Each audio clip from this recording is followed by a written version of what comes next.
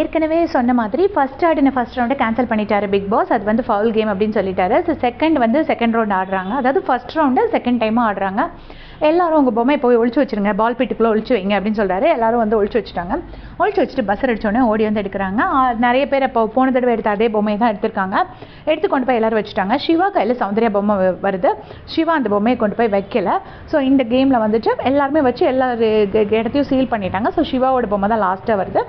And Siva Soundarya வந்து இந்த கேமில் அவுட் ஆகிடுறாங்க.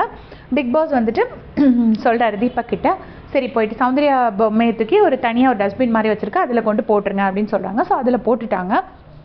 சௌந்தர்யா வந்துட்டு ஒரு ஓரமாக போய் உட்காந்துக்கலாமா சார் அப்படின்னு சொல்லிட்டு கேட்குறாங்க. உடனே அவர் பிக் பாஸ் எதுவும் சொல்லலை. அதுக்கப்புறம் தீபக்கை கூப்பிட்டு நீங்கள் வந்து ஃபஸ்ட்டு ஸ்லாட்டை சீல் பண்ணிடுங்க அப்படிங்கிறாங்க. உடனே போயிட்டு தீபக் ஃபஸ்ட்டு ஸ்லாட்டை சீல் பண்ணுறாரு. உடனே திரும்ப கூப்பிட்டு தீபக் நான் என் மனசை மாற்றிட்டேன், நீங்கள் ஃபஸ்ட்டு ஸ்லாட்டை சீல் பண்ணாமல் 17th ஸ்லாட்டை சீல் பண்ணுங்க அப்படிங்கிறாங்க. உடனே தீபக் வந்து அதை எடுத்துகிட்டு 17th ஸ்லாட்டை சீல் பண்ணிவிட்டு முத்துவோட பொம்மை தான் அந்த ஸ்லாட்டில் இருக்குது, அதை எடுத்து திரும்ப ஃபஸ்ட்டு ஸ்லாட்டில் வைக்கிறாரு. ஸோ இதுக்குள்ளாடி ஏதாவது உள்குத்திருக்கா சும்மா தான் வச்சாரா அப்படிங்கிறது நமக்கு தெரியாது. ஸோ இப்போ ஃபஸ்ட்டு ஸ்லாட்டில் முத்துவோட பொம்மையை வச்சுட்டு தீபக் வெளியே வந்துடுறாரு.